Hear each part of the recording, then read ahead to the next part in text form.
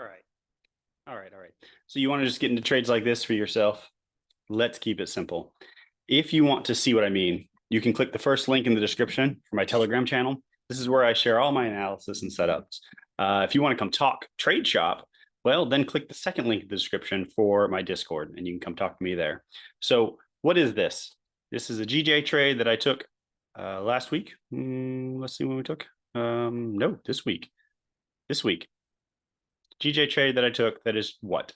It's just a simple break and resistance on the daily 4-hour time frame. Waited for this to come in, waited for a rejection, entered into the trade, waited for it to push a little bit more, took another trade, protected his position, and then just let it go. If you've been following along with anything that I've been sharing, then you know as well as I know, my problem is holding. I generally tend to cut out early. What it's about, no idea, but it's something I'm continuously working on. So that's pretty much it. If you want to do this exact same thing without stress, without headache, it's pretty simple. And I'll go ahead and go over that right now. So let's see what we got. Let's go ahead and look at a GBP pair. Let's go look at GBP pair on, we'll do this chart. We'll come here, and the idea being we're looking for breaks and retests or support and resistance. So whenever you look at the market, if you're new to the market, even if you've been here for a little while, whichever it is, the market generally moves in two different areas. It's either trending in one direction or another, whether that's up or down. So trending up or trending down. Not as steeply as this, but you hopefully understand the idea. Trending market, you're making higher highs and higher lows all the way up.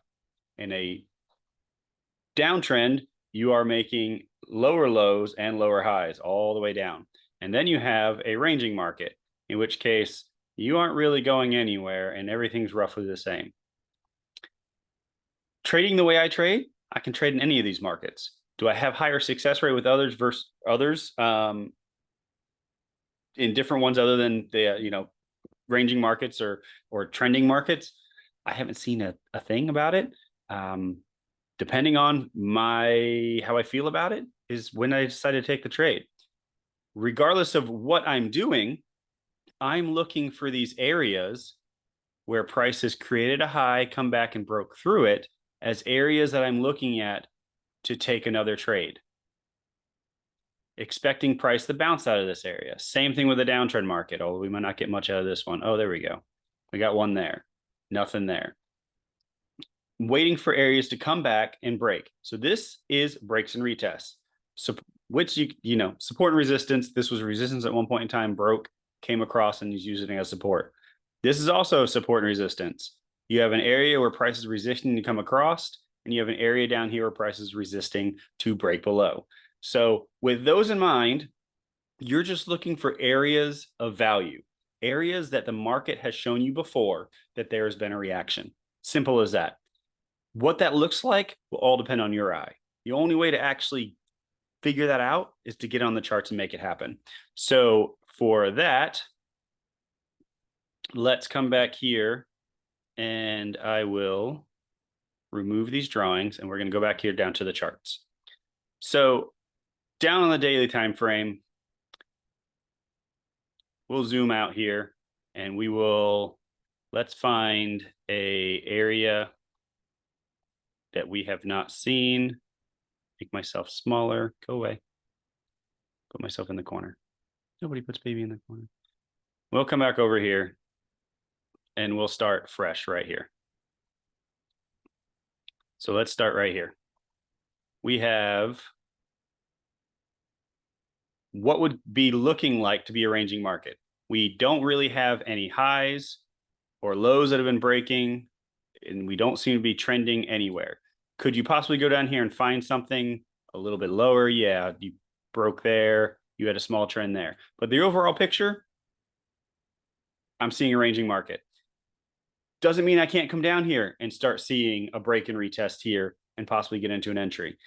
because really the entries are all the same. Either it's going to give me an entry signal that I take or I don't, which is just I'm waiting for a pause. I'm waiting for price to come back in here and give me wick rejection. Once I get a wick rejection, I'm going down to a lower time frame and finding an entry. Once I get the entry, I'm taking the trade. It doesn't really matter. The whole point of this level right here is just to give me an area where I can put my stop loss. Because if price breaks this level, my stop loss is next. I can go ahead and cut the trade out early. I don't need to wait for it to come all the way down that way. But I have a high confidence rate that if this area is going to hold, it should stay within this area before finally moving away.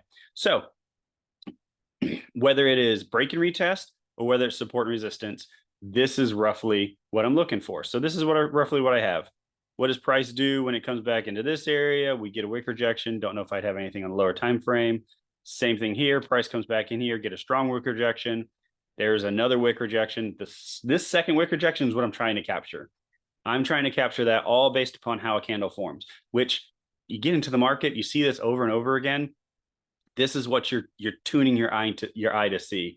Once you see it over and over again, you can pretty much with high confidence come into the charts, take trades based upon what you've seen before, and track it all out. So that's really what it's at. You need to get into the market, come in, draw up your zones, take trades, journal the trades, review the trades, see what's working, see what's not. Then you can come in and you can start taking trades on GJ and make a little less than $100, risking only $50 the entire time. So it's not rocket science, but it does take discipline and determination. The discipline for you to continuously come to the charts, to journal your trades and go through this process, and the determination to want to make it happen. So it's a learning curve. It's a learning process. This entire thing is going to make you learn things about yourself that you never knew. How impatient you are, how fearful you are, and you're going to have to work through it if you want to be successful. But that's where this all comes in. This, as me being a relatively new trader. I say new, but I mean, I've like 8 years in, 7 years in of doing this. So, well, no, it's 2018. So a little over 5 years, 5 or 6 years. Been doing this for quite some time, but all of it was a learning process for myself. Once you actually get into the charts, and you can find any gurus, you can find any strategies out there, and 9 out of 10 of them, 99 out of 100 of them work.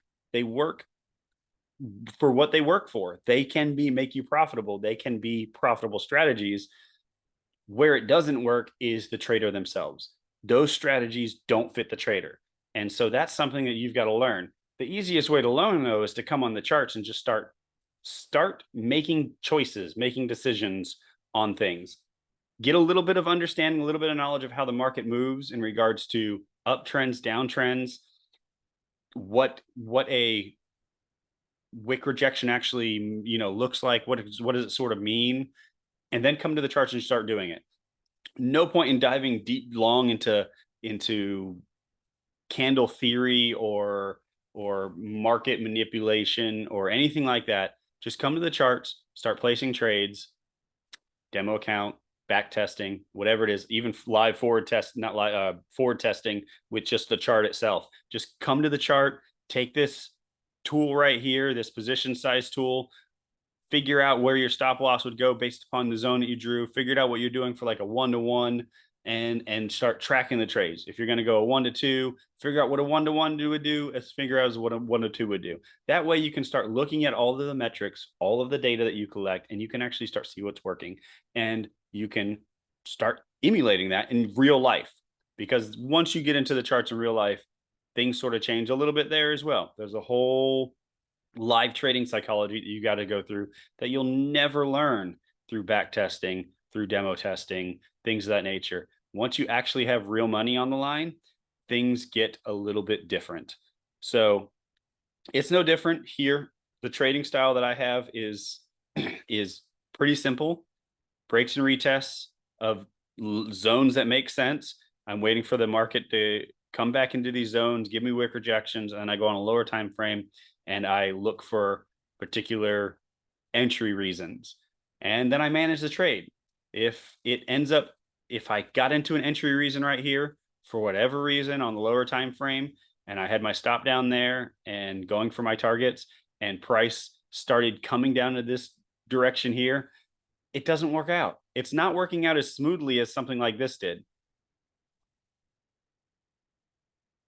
And if it's not working out that smoothly, I don't want the headache. I don't want the hassle. Even though this one won, I don't care. I don't want it. I'll cut early and rather go for the easy ones all day long. And so that's the sort of stuff that you have to get into the markets and start playing with, toying with, testing out, and you'll make it. You will make it if you continuously do what you need to do in order to be profitable. And those things are just try to keep it dirt simple.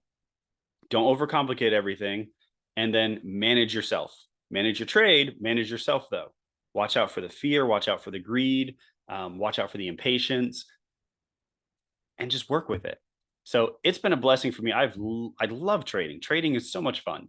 I enjoy marking up charts. I enjoy getting on and drawing up zones and seeing how price reacts to these zones and things of that nature. So if you have fun, if you find fun in it, then definitely stick with it. And like I said, you got to get into it. You got to get into the charts in order to find yourself what kind of trader you are. Come on over, see what it is. Thank you for chiming in. Thank you for letting me go on my little rant. Done for the week. It is Friday. Getting ready to close up shop, and then we'll see what next week holds. Like I said, first link in the description is my Telegram channel. This is where I do share all my analysis and things of that nature, calling out the GJ trade, calling out whatever trades I'm looking at, what I'm thinking, what I'm looking to see what happens, what I'm waiting on, and then any management in between. And then Discord, if you want to come talk. If you are new to the trading world and you just want to get some information, get some venting, I can point you in all the right directions. A lot of it's going to come down to you though. Regardless of what guru out there you find, whatever mentor you find, not all of them are going to work for your personality. So I've had over a handful of mentors and gurus, and not all of them work out. I've learned little tidbits here and there from each one of them, but not all of them have that. They don't mesh with my personality. And so, yeah, let me know. Hopefully we can talk, figure out maybe what mentor out there might be the best for you to look at. A lot of mentors out there have a lot of stuff for free right out there ready for you to use, and you'll be just fine with whatever they offer. They offer other courses and programs and things of that nature, which you might not necessarily need. It's really a matter of if you feel more comfortable with that, then you can go that route as well. I'm not going to promote any of them, but I will recommend you going to their free stuff all day long, because it's really all you need. So don't pay for anything. If you already have, get whatever you can out of it. If you figure out that it's not working for you, don't get so tied to it that just because you paid it, that's the end all. You've got to do that and not find any success with it. You need to find what works for you. This is as much science as it is art, and you need to find your medium. Whatever brush, whatever crayon, whatever colored pencil, spray can you're going to use, you need to figure out what that is in order to make your own masterpiece. So look forward to hearing from you. Take it easy. Be blessed. Have a great weekend.